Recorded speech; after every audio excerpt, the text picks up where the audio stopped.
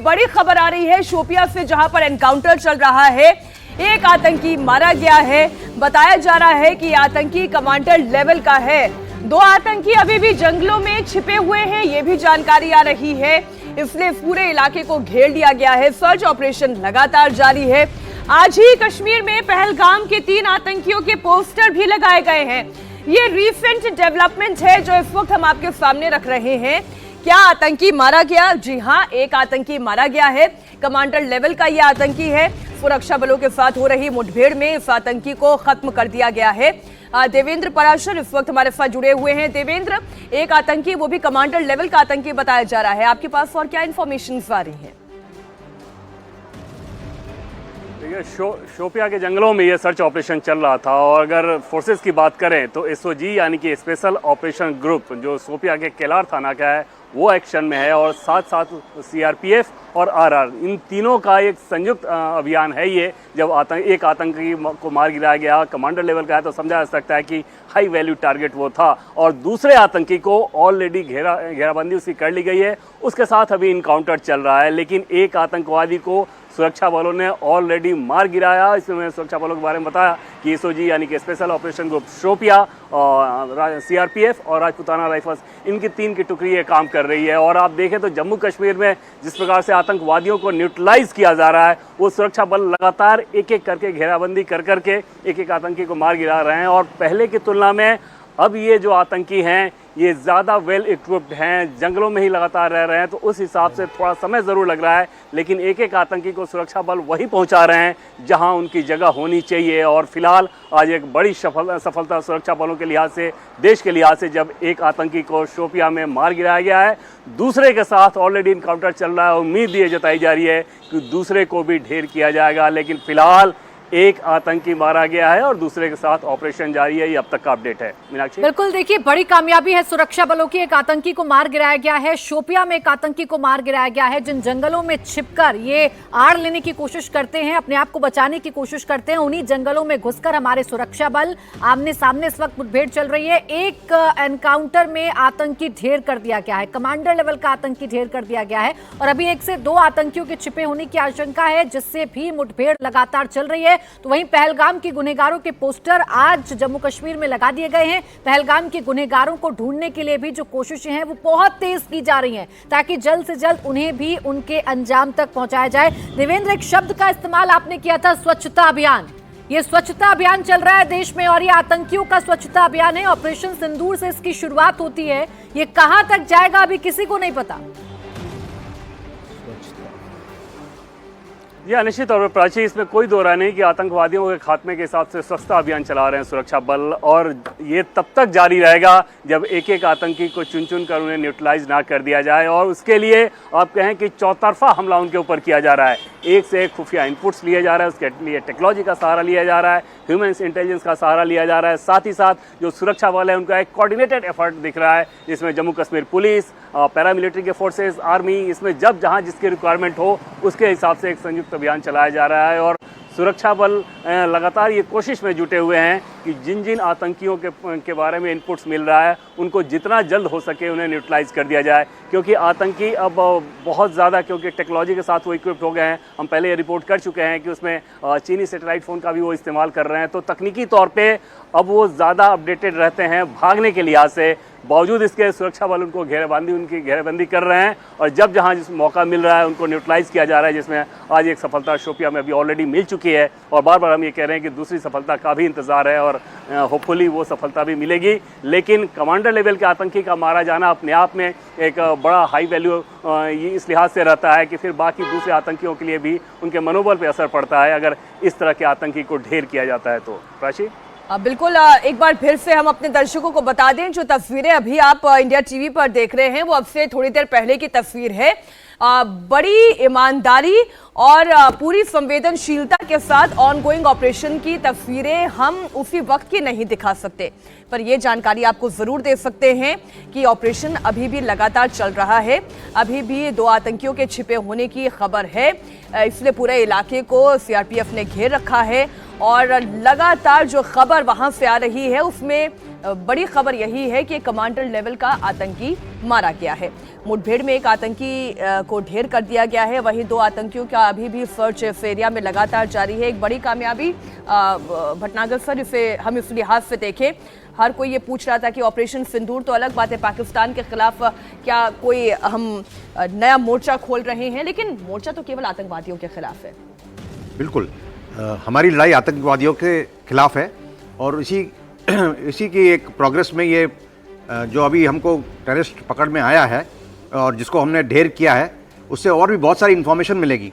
Technically वो क्या इस्तेमाल कर रहे थे, वो उनके पीछे कौन कौन लोग थे जो उसको हेल्प कर रहे थे, लॉजिस्टिक सपोर्ट किसका था, कौन उनको गाइड कर रहा था पाकिस्तान से, ये सब बातें अभी निकल के आएंगी।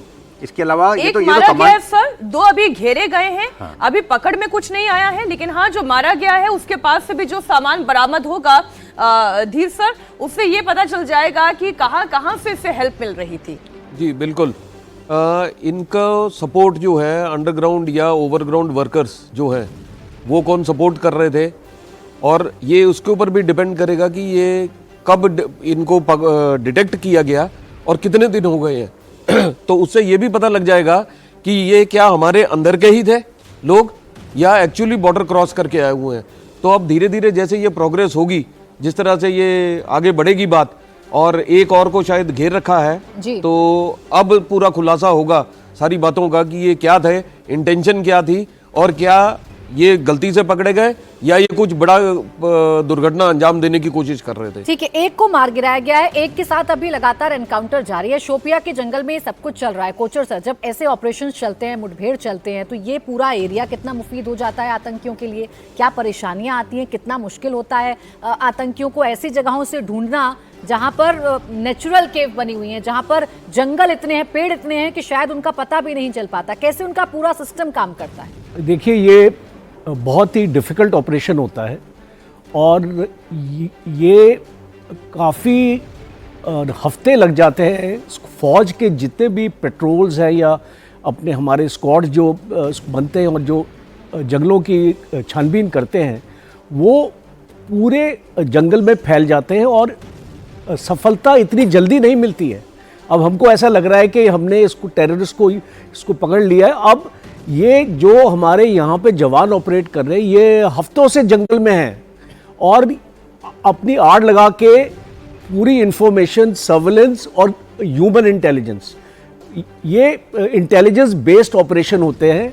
जब तक आपको इनकी जानकारी, स्पेसिफिक जानकारी नहीं मिलती, आप इनको पिन पॉइंट नहीं कर सकते। आप इनका पीछा करते रहते हैं, हफ्तों तक पीछा करते रहते हैं। और हमारी ऐसी ट्रेनिंग है फ़ौज में कि हम जब लॉन्ग रेंज पेट्रोल्स के लिए निकलते हैं, LRP जैसे बोलते हैं, वो हमको महीने महीने तक हमको जंगलों में रहना पड़ता है।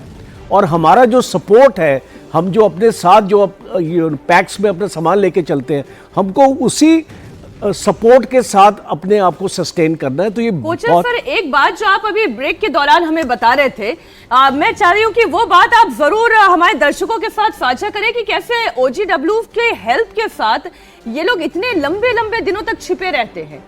देखिए, OGW जो है बहुत एक इनकी प्लानिंग का बहुत इंपॉर्टेंट हिस्सा है। बिकॉज ये OGW के सपोर्ट के बिना ये 2-2, 3-3 महीने जंगलों में रहते हैं, वो एक्चुअली रह नहीं सकते। तो OGW कैसे ऑपरेट करता है? एक OGW जाता है इनका सामान लेके, खाना खूना जो भी इनको देना होता है, एम्युनिशन, बिकॉज इनको एम्युनिशन भी चाहिए, हथियार भी चाहिए होते हैं कई बार, तो वो एक जगह पे रखता है। फिर इनका एक नेटवर्क है। फिर नंबर 2 OGW आता है उस एरिया में, वो ये जो पैकेट को इसको उठाता है और एक तीसरी जगह पे रखता है। फिर नंबर 3 OGW आता है और फिर वो एक ऐसी जगह पे रखता है जहां पे टेररिस्ट को पता है कि उसको यहां से इसको उठाना है। तो इसका मतलब कि अगर आप एक OGW को फॉलो कर रहे हैं, सपोजिंग आपको टिप मिली है कि ये OGW इनको टेररिस्ट को मदद कर रहा है, आप उस टेररिस्ट तक पहुंच नहीं पाएंगे क्योंकि और 2 इसमें लिंक्स इसमें शामिल है। तो इस तरीके से जब ये ऑपरेट करते हैं तो इनको पकड़ना बहुत मुश्किल है, इनकी लोकेशन को पिन पॉइंट करना बहुत मुश्किल है और आपकी जानकारी के लिए पहलगाम के अच्छा, बाद सर, एक बार आपको बीच में रोक रही हूँ, एक Sorry. बड़ी खबर आ गई है पाकिस्तान से। पाकिस्तान ने बहुत बड़ा कबूलनामा किया है। भारत के हमले में 11 जवान मारे गए, पाकिस्तान के 78 जवान घायल हुए। ये ISPR की तरफ से बयान आया। पाकिस्तान ने मारे गए जवानों की तस्वीर भी जारी कर दी है। तो धीरे धीरे करके ही सही, लेकिन पाकिस्तान अब ये मान रहा है कि हिंदुस्तान ने जो उस पर स्ट्राइक की है, बड़ा नुकसान पाकिस्तान को हो गया। 78 जवान के घायल होने की जानकारी है, उसके 78 जवान घायल हुए हैं और पाकिस्तान खुद ही एक्सेप्ट कर रहा है कि 11 जवान उसके मारे गए हैं। जो भारतीय आर्मी ने बताया, जो इंडियन आर्मी ने बताया, उसके मुताबिक 35 से 40 जो पाकिस्तानी सैनिक हैं वो मारे गए थे सिर्फ LOC और बॉर्डर के पास। अब 11 जवान, धीर सर खुद अपने मुंह से कबूल रहा है, अगर पाकिस्तान के 11 उसके जवान मारे गए हैं तो ये आंकड़ा और भी बड़ा हो सकता है फिर।